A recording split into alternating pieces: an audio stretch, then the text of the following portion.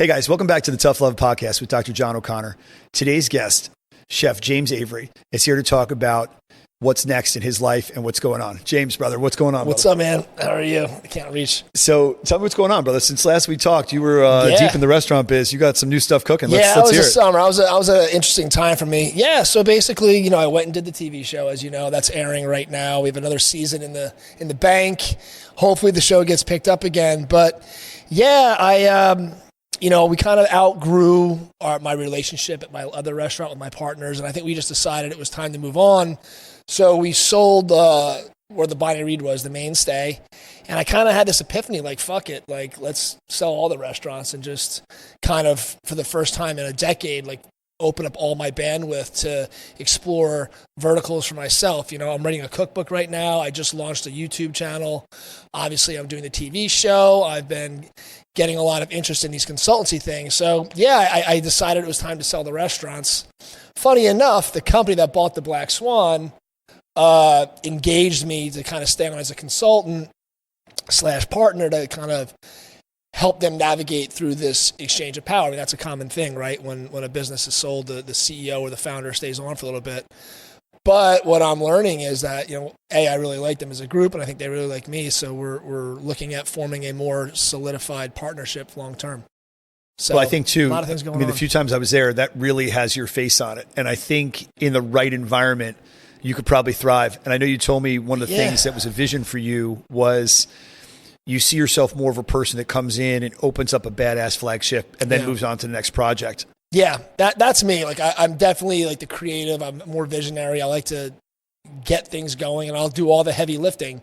But then I want to get the fuck out and do it again, and have somebody else come in and kind of manage and keep their foot on the pedal, and obviously work within the framework that I built. But that's definitely something that is exciting to me. Building these brands and getting them open and conceptualizing things and hiring them. I'm like the Navy SEALs of the restaurant business, get in. I was just say bad boy of chefing, but there you go, bad boy works. But yeah, kind of like go in and set up shop, and then let the other guys come in behind me and keep going. So talk to me about the name of the cookbook. Oh yeah, the cookbook. So I was I just wanted like a no frills like awesome stuff. So we came up with really fucking good. Like it's just I'm going to show you guys how to make roast chicken, but it's going to be really fucking good. So the book is going to be called Really Fucking Good Recipes. And that is the RFG, and that's the name of the YouTube kind of series as well. Obviously, it's Chef James Avery, but it's Really Fucking Good with Chef James Avery. Just relaunched the website, so you can check it out. You'll see a little bit more about that. But yeah, it's just showing. I think it's like most people struggle with cooking basic stuff, which it kind of carries over into just in like the fitness world, right? Like not knowing how to make basic food taste good. So that's kind of what I want to do in this series, is show everybody that, common people who aren't necessarily skilled cooks at all, how to just make really fucking good food. Not chefy, not over the top, just everyday food, really fucking good. That's the name of the book. I like it. Listen, it was funny when I was telling somebody I was somewhere public, so I kept calling it RFG, and, they were like, RFK?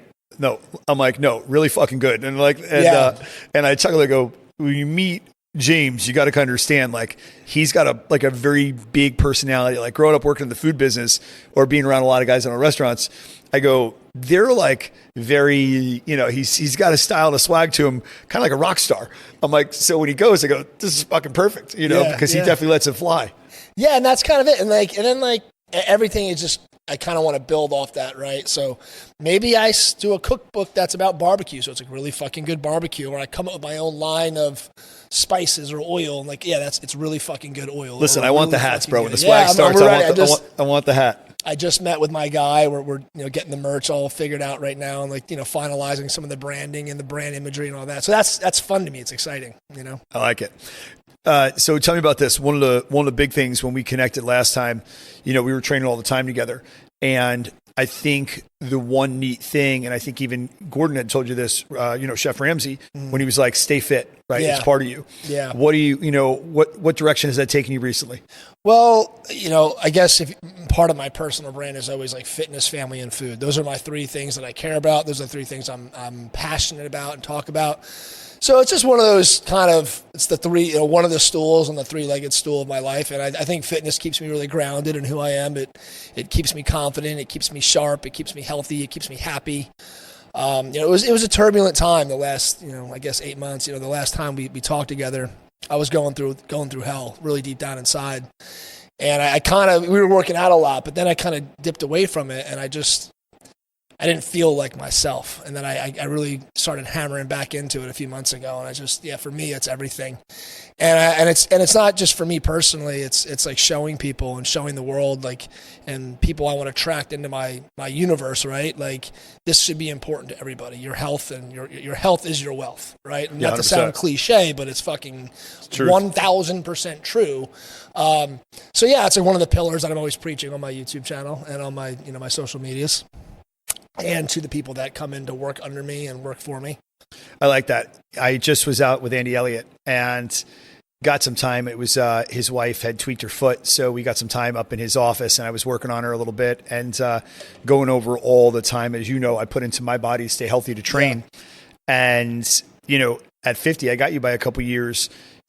I have to put a ton of time that starts and ends my day.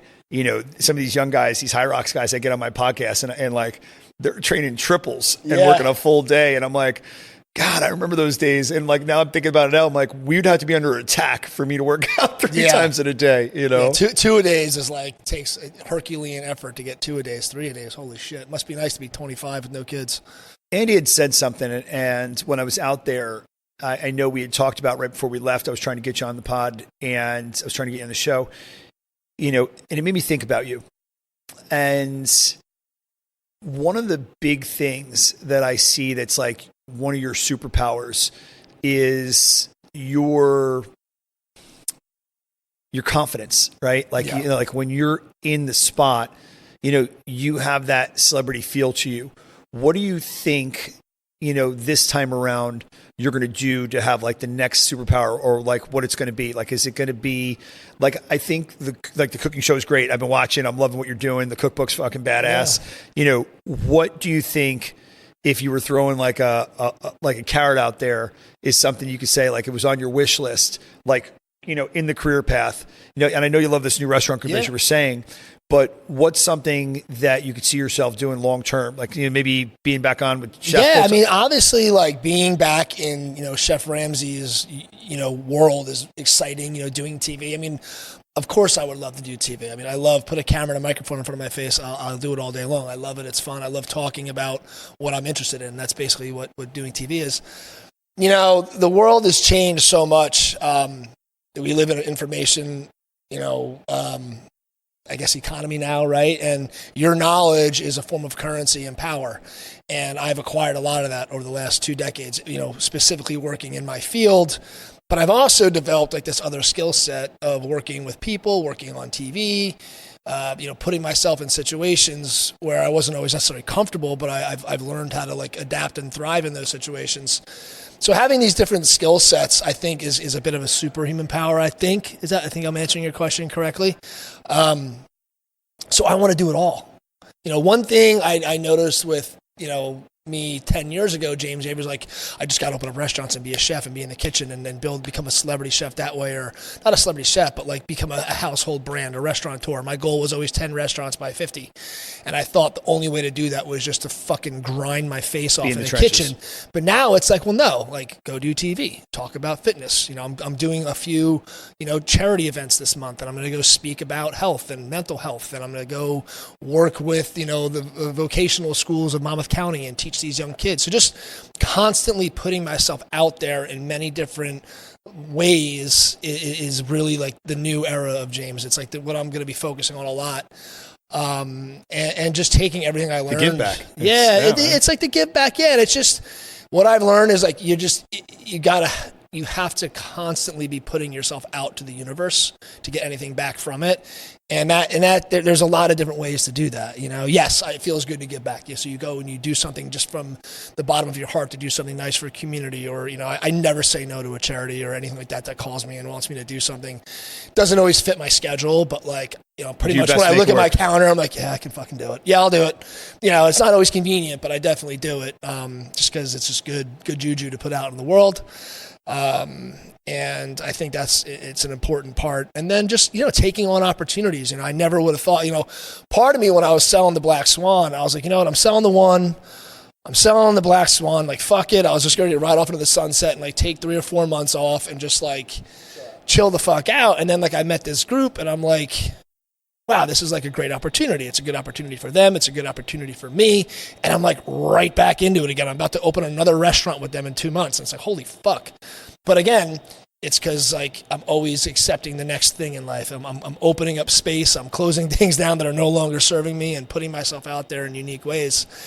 And I'm just balls to the wall, man. One thing that I love about you is, you're very transparent with what you do. The book collection, it's never ending. Yeah. What are you into right now that you're really loving? Let's see. I started reading a lot about spirituality. It's funny, like right down in the Bible. But you and I this summer when we were working out, I had the back problems, and we started talking about Dr. Sarno. With the mind-body connection, the mind-body prescription, healing back pain, and really, and how a lot of that shit really affects your health and your body. Yeah. And it's true. I really started focusing on it, the back pain specifically, and then it kind of led me into down this spiritual path of the healing power of prayer and how important prayer is, and I found a lot of comfort in that.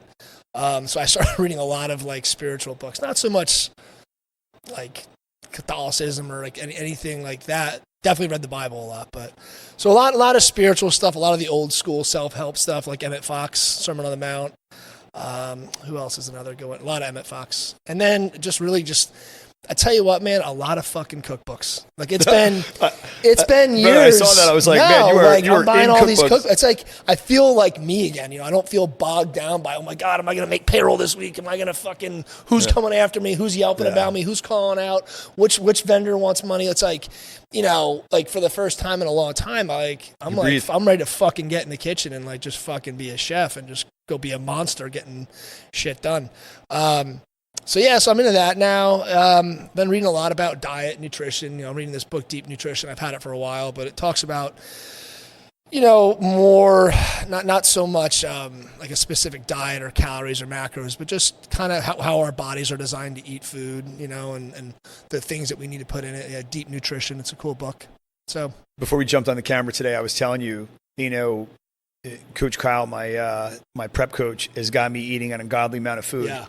And I've had to step up. And so I'm literally glancing at, you read a cookbook and you look at it they're like me reading a health and science book. Yeah. So I'm looking and go, fuck. And then literally I'm trying not to text you. I'm like, James, just FaceTime me. I want to figure out how to make this better, And, but I have to tell you, I give this genre of sports training, if you will, or athletics, so much more credit than what I realized, because when we were training together, and, we were both going through our own battles at that time, I thought I was eating great, right? We made our healthy rice and this and that and whatnot.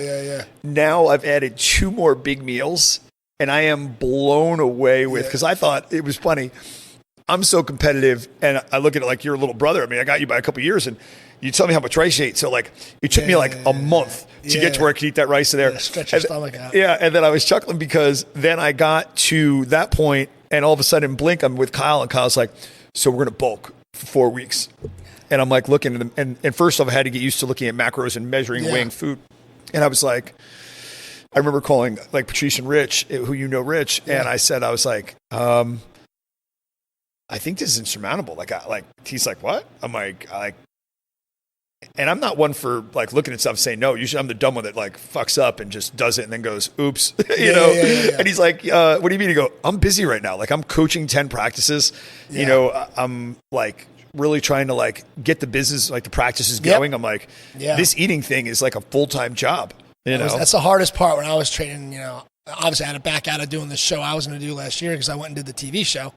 But when I was training to get on stage with Rich, it was he had me eating 3,500 calories. And I don't think people understand, like, yeah, you go to McDonald's and have 1,800 calories in one sitting, but when you're eating Quality. that much, that many food. calories, when it's fucking broccoli and sweet potatoes, it's like buckets of food. Like, it's fucking, and you're just like, and you don't even want to, like you're still digesting your meal 2. Meal 3 and meal 4 is coming down the pipeline. Yeah, like shit, I got an hour to get hungry again. I fucking hate eating. It's funny to say it as a chef, man. I genuinely, like, I get so tired of eating sometimes. It was funny. Randomly, obviously, you sent me your mom, and I texted her and sent her, possible referral for a hire. And I guess she was dealing with some health issues. And my mom's been battling breast cancer since the summer. Oh, wow. I didn't know that. It's what I realized is I'm complaining about eating more. But when I sat there with the oncologist, the surgeon, and they were like, hey, you got to eat healthy. And it's so funny, like, food is love, but you make quality food. And and the one thing that it really impresses me about you is, as much as I'm staring at all these guys on Instagram, you're literally like a food scientist to me. And like, I'm impressed by that, because I see people cook, and I've been around a lot of badass restaurant guys. Yeah. But I've seen them either embrace the style or the busyness. Yeah. But like, your shit with that. Yeah. And like, I was telling my mom, I was sitting there, I was like, Mom, the doctor's saying, we can really boost our antioxidants, a lot of vitamin C. Let's get this going. And, I tell my sister, and she's like alpha. And so she's pumping down like the liquid drop, easy, best, vitamins you can get. I'm like, sis, I don't want to be the bringer of bad news, but like, she wants lasagna. Yeah. But I have to say, it's wild to see what your heart is. But, one thing that really impresses me, again, like I said with you, is, how dedicated you were. Like, because you said it, you were like, look, I think the stress was obviously a decade's a long time. Yeah. Right? Yep. And you were committed to those restaurants. You shifted the one, right, to the mainstay. It didn't make sense, the amount of time I was putting into it for the. Look, I signed that deal when I was 32 years old, right? 32-year-old James was okay taking peanuts of the equity. Yeah. But 42-year-old James doing 90-hour weeks every summer for a decade was like, I have to recalibrate this. And you got little kids, man. man. It's just, and it was, listen, like, the Bonnie Beer was a beautiful restaurant. People are like, why the fuck did he change it? He was doing so good. Listen, nobody was waking up, putting my shoes on, and going and living my day. Like, I had my reasons for doing it, but I did catch a lot of heat for that, and that fucked with my head, because it's like. You said that. As a chef, you love it's like, that's like a brainchild, and like, most people open up a restaurant and it doesn't succeed. I had one that was very successful, but I had to make the hard decision to walk away from it because it wasn't serving me, right? James, the chef, the face of the business. And honestly, the lease was going to come up. Like, I've gotten way more business savvy over the last decade too. I mean, I've learned a ton. I've pretty much got my MBA in this shit now. And it was just time. It was time to close it up. But, it was very stressful, because. I'm going to bring you back to a point. Yeah. It's amazing. Right, because I see where you're going with that, but I think to the audience, how failure makes you sharp. Yeah, right? Getting burns makes you sharp, right? There's no greater teacher than failure. It's funny, before the cookbook, the cookbook, by the way, I was writing a book called Swing the Hammer, and it was more about like just my philosophy at life. And I finally called my publisher, and I was just like, Jen, like, I'm about to have a huge breakthrough in my career, and I really think, like, with the last year of my life, and it's only going to keep doubling down and getting better. I said, I'd much rather tell this story when I can kind of really be in like a good moment versus like going through restaurants and winding things down, and kind of like, not that my head was in a bad space, but I'm like, I feel like I could do this book a better service. But so I was like, we need to pivot to a cookbook. So I'm gonna let's go back to the self-help book.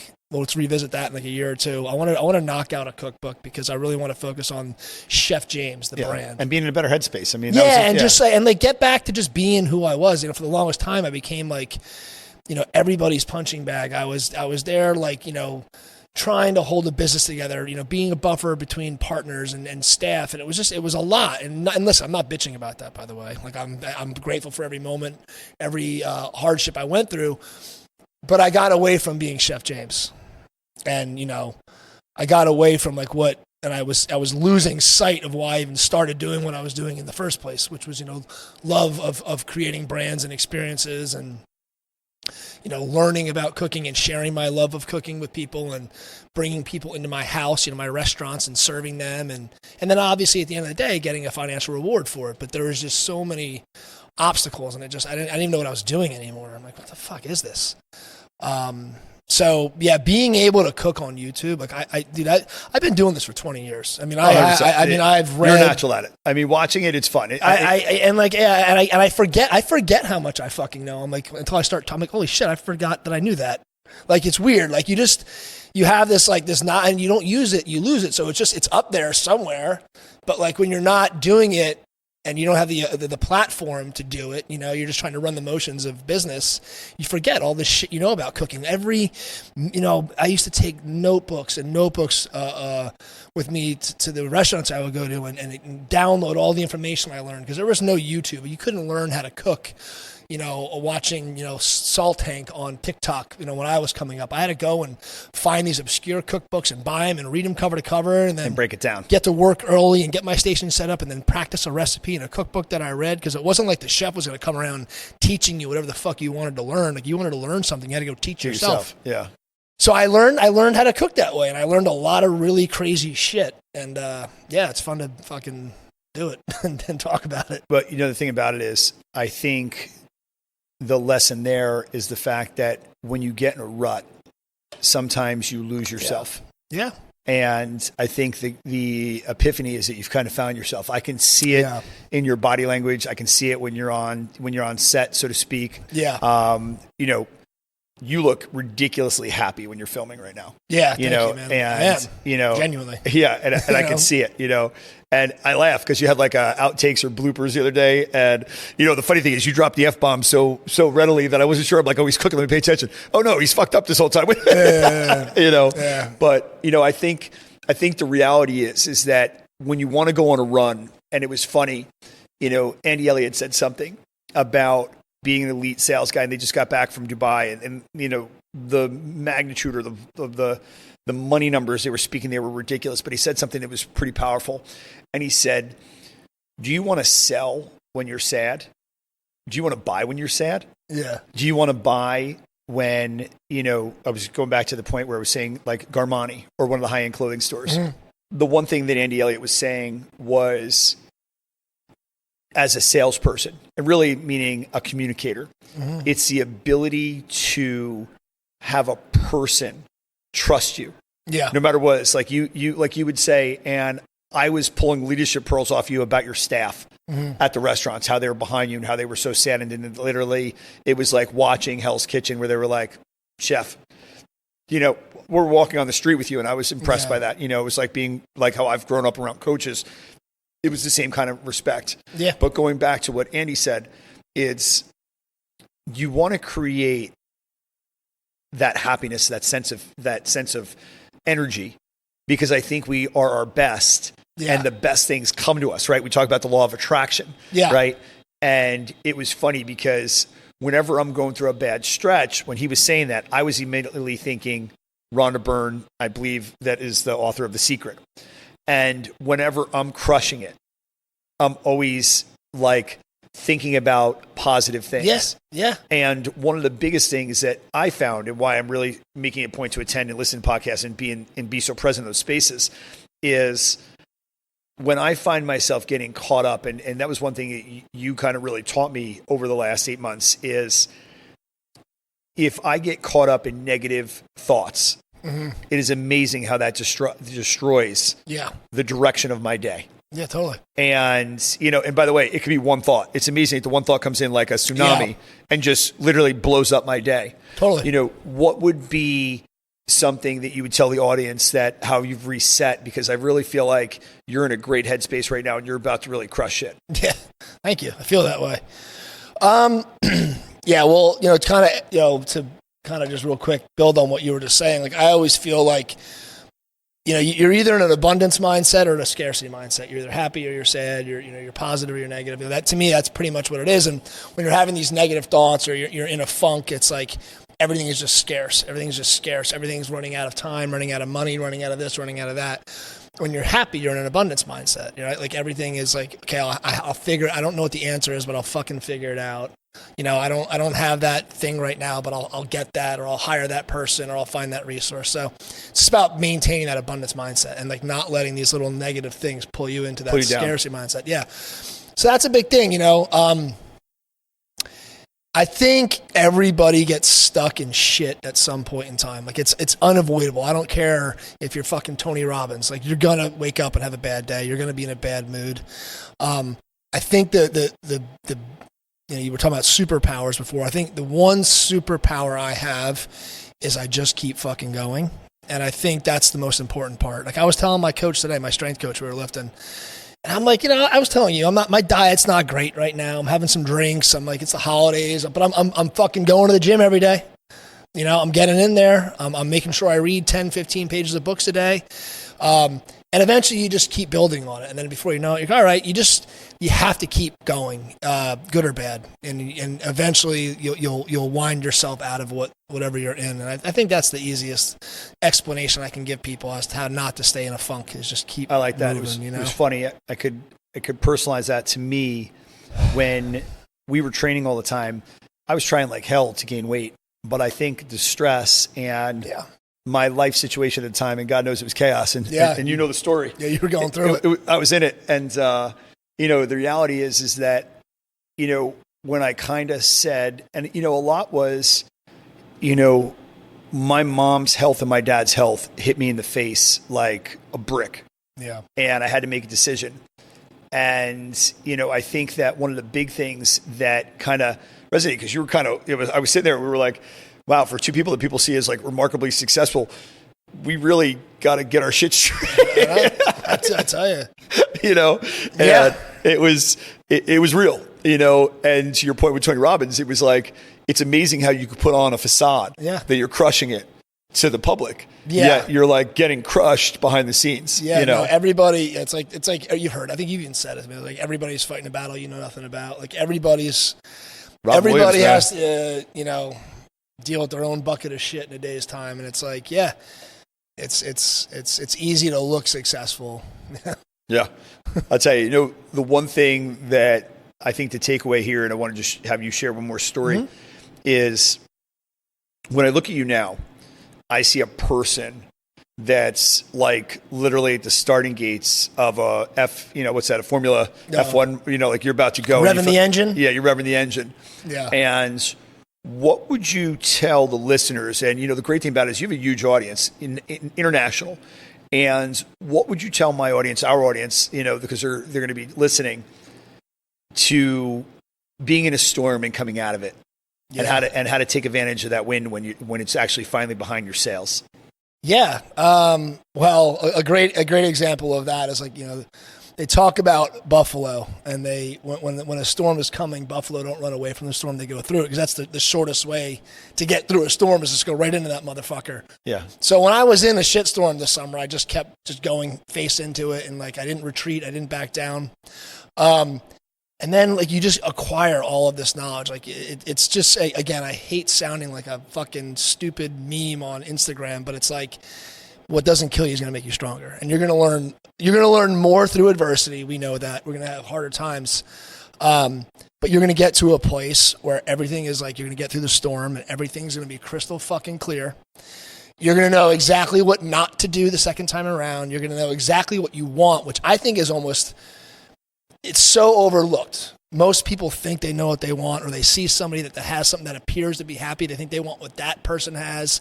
It's actually not what they want. So when they get in that, they're not fucking happy. No, they're still not happy. Knowing what you really want. Like in my heart, I know what I want now. I know what's like super important to me. And I think that is the biggest takeaway from all of this, and I don't regret it. I listen, I learned a ton. I became who I am. And it wasn't just 10 years of difficulty and hardship. Like there was a lot of good times in that. So I'm glad I did everything I did. I'm glad I had the partners I had, the land. I'm glad all of them.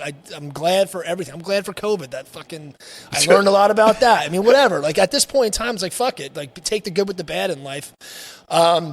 And then just be really fucking excited. Like once you figure all that out and you figure out all the pieces and things finally just go like gears grind, and they just go chick, and then you just feel it and you're like, I'm about to fucking hit my stride. I love it.